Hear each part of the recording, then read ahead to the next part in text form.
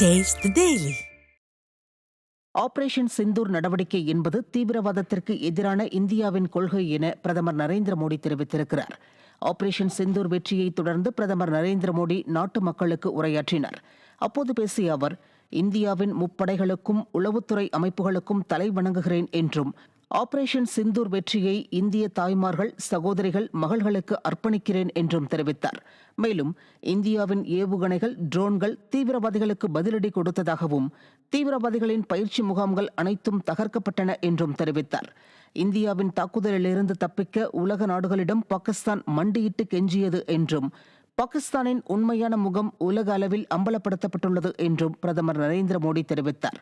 மேலும் பாகிஸ்தான் தனது அச்சுறுத்தலை நிறுத்தவில்லை எனில் ஆபரேஷன் சிந்தூர் தொடரும் என்றும் பிரதமர் நரேந்திர மோடி தெரிவித்திருக்கிறார்.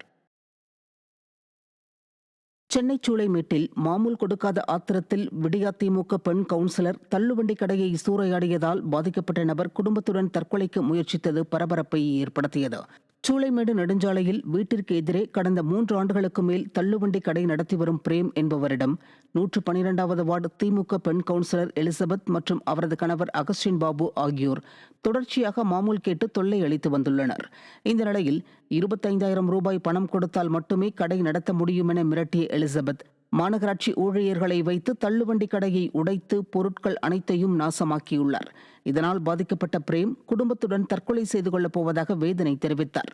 ரவுடிகளின் கட்சியாக செயல்பட்டு வரும் ஸ்டாலினின் திமுகவில் சாமானியர்களை அச்சுறுத்தி மாமூல் வசூலிப்பது தொடர்கதையாகி வருவதாக பலரும் குற்றம் சாட்டுகின்றனர். ஹலோ அண்ணா, அண்ணா பிரேம் பேசுகிறேண்ணா. அண்ணா 15 ரூபா தானே ரெடி ஆச்சு.